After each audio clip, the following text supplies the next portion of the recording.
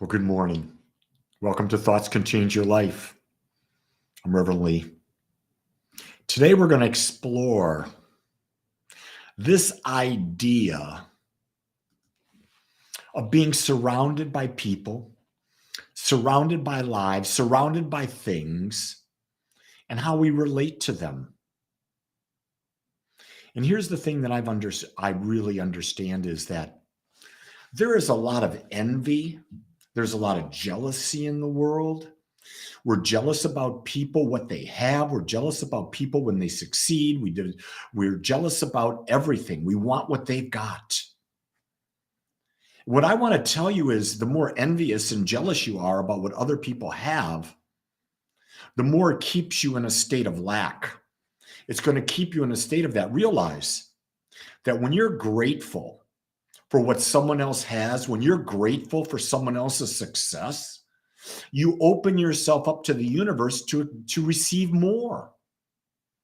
Gratitude is the single greatest thing that we can do. And you notice I signed in today saying love and gratitude. So let's just put it into this acceptance when you're looking at someone else or another relationship or what they've got and that type of thing. Say acceptance. I accept that they've got that. I accept that it's part of their journey. And I'm grateful that they got it. What that does is it leaves you with a feeling that there's nothing missing. But if you're envious of someone, if you're jealous of someone, guess what? You're saying to the universe, you're saying to yourself, there's something missing from me. There's something missing from my life. In reality, there's nothing missing from your life. Your life is a constant reflection of who you are. And when I say who you are, I'm talking about the mental energy that you are, the mental atmosphere that you are. Your life always reflects that. So if you want a different reflection, change who you are. Change the mental makeup of who you are. What are you constantly thinking about? What are you dreaming about? What are you talking about? What are you feeling about? Is it a sense of lack or is it a sense of abundance? See, when we're envious and we're jealous, that's a sense of lack, isn't it? So we've got to go within ourselves and say, whoa, why do I feel that I don't deserve that? Good question. Probably because we have been conditioned to believe that we're not worthy of that. Not everything I see do I want. I can see a Bentley and really appreciate it. But in my life, I just don't have a desire for a Bentley. It's not going to bring any more joy to my life. I truly desire more and more the deeper connection to all that is. I also desire more and more to be more aware of who I am in a situation.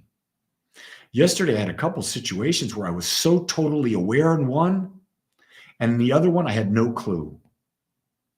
And that really was a sign to me that, hey, you got a lot more work to do. You see, we fool ourselves in thinking that we can get to the end. When I get the perfect house, the perfect car, the perfect partner, maybe the perfect kids, I have the perfect country club membership, I have all this great stuff, then I'll be whole and then I'll be complete, then I'll be worthy. No.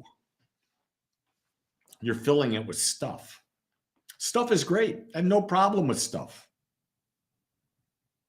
But stuff can clutter your life. I know Saturday morning, we've had a housekeeper, Lucy, for 25 or more years, that's been coming to our house every 2 weeks. And we consider her and her daughters who come with her part of our family. And so one of the things that I do is whenever I have things that they're not useful to me anymore, I call them up and say, would you like it? And so for me, yesterday, or on Saturday, we got rid of a treadmill and we got rid of a recumbent bike. Didn't need it in our life anymore. But they were very grateful that they got it. And I'm grateful that they were grateful. I'm grateful that we could give it away. Everything we do should be done in gratitude. Everything we see, we should be grateful for. And you're saying to me, Lee, how can I be grateful for the crap that's happening to me? Well, the crap that's happening to you is there to awaken you that there's something more in you that's desiring to be expressed. And that if you change your mental attitude, you have the ability to have that greater experience, that greater expression. Sometimes we don't get the hint. You know what I'm saying? We don't get the hint that we've got to change. So the universe keeps slapping us with what we believe. It's not slapping us to punish us. It's slapping us. It's giving us what we believe. And we keep getting what we believe until we wake up to the idea that, wait a second, if I want something different, I've got to change my belief. It sounds simple, but guess what? Changing a belief takes work. That's the work.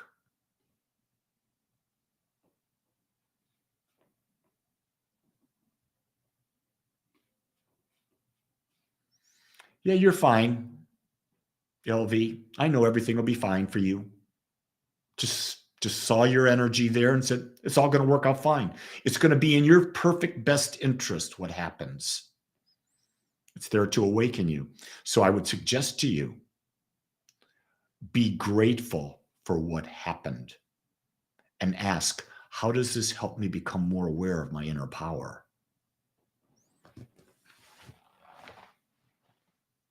I know those are tough questions, but those are questions that I ask all the time. What's the lesson in this for me? And it's not that I have to learn, but the lesson for me is, how do I expand even more?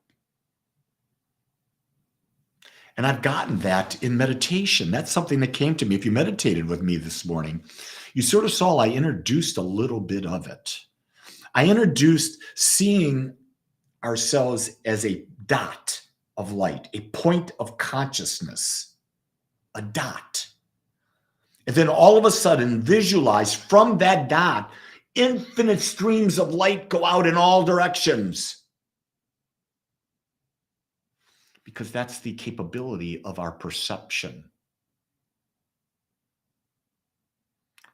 We have the ability to perceive in any possible way we can imagine, in every direction that's ever been created, even ones we cannot imagine. But we at first have to open up. And the way we can open up, be grateful for what you got, grateful for what you're having, because then you're not hanging on to that crap in a bad way. You're open, you're free from the past by being grateful for the past. And now you can open up to an even more expansive now. Do you notice I didn't say an expansive future? The future doesn't exist yet. The only thing we live in is the now, so why not be there? Why not? Why be focused on someplace we're never going to know? We're never going to know the future. The only thing we're going to know is the now. You can choose to bring the past in. You can worry about the future. It makes no difference. Be here now. That's Ram Dass's book. I love Ram Dass. Got to meet that beautiful man while he was alive in body and human form. He had the most beautiful eyes, blue, deep, penetrating eyes. And when he looked at you, you knew you were connected and you knew you were loved. Yeah, that was a special day where he and I got to sit and talk for about 10 minutes. I love that.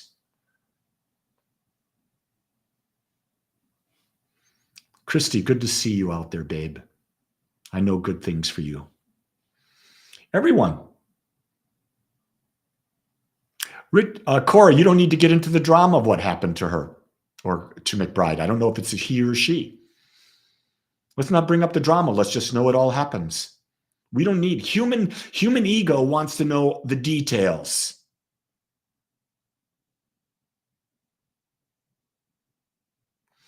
Nachama, no, you cannot watch the replay because there is none. You know why there's no replay? Simply this. If I have replays, live events won't be that popular. You got to make something special for people. And I make it special by making it live. There are things you can do with me that are live. There are things that are not. Like you can watch this later. That's okay. But when I do an event like I did on Saturday, it's got to be important enough for people to want to sign up and take the time to get in. And there'll be another time. It's just the universe bringing us ideas. For those of you that were there and those of you that weren't there, this Saturday, though, I'm doing a workshop on the values determination process. The link should be in the description, I would hope. I think I put it there. That's the single best thing I do, but that's not free. Because anything that's really good has value. And if you want to know what drives you, if you want to know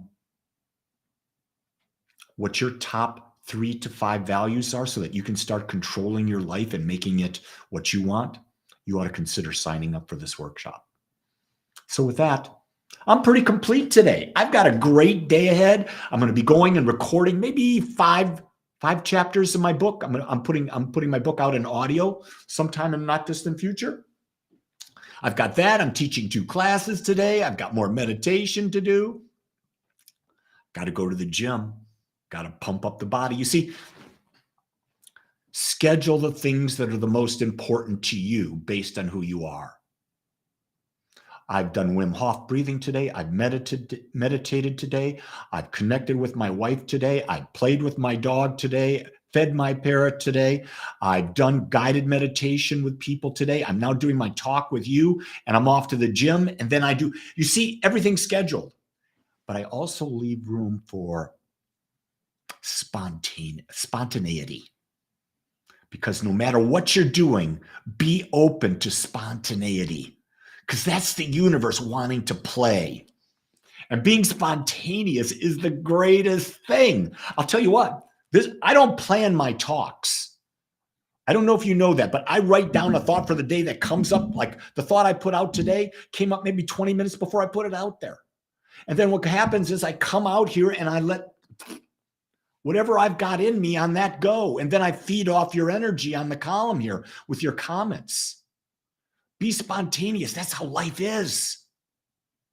But also, make sure you put down time for that which you like the best, that which feeds you. So with that, I'm complete. Are you complete? You better be, because I'm saying goodbye.